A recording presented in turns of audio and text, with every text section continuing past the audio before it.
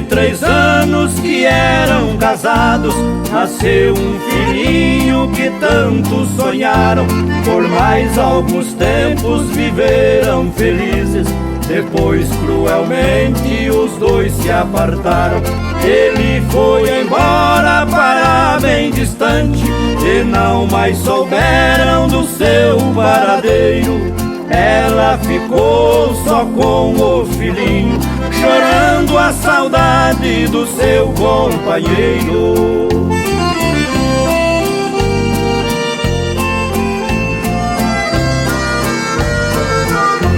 Um dia, porém, já muito cansada do triste martírio que ela sofria, por falsa ilusão deixou de ser nobre, passou a viver só na boemia. No triste abandono ficou o menino, longe dos seus braços, sem os seus carinhos, enquanto seus pais seguiam outro rumo. Ele foi crescendo só em maus caminhos.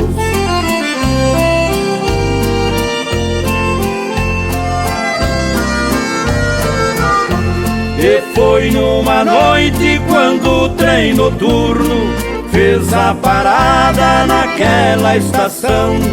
Um passageiro sacou de uma arma e sem piedade matou um ladrão. Entre a multidão que ali se ajuntou, ela foi também pra ver o corrido, e com grande espanto sem vida encontrou na plataforma seu filho caído.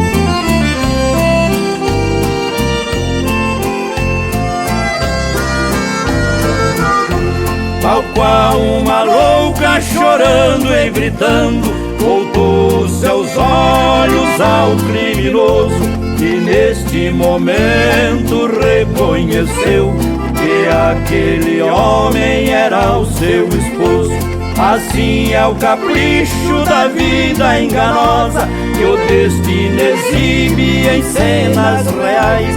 Crianças que crescem desamparadas pagam os erros que devem seus pais.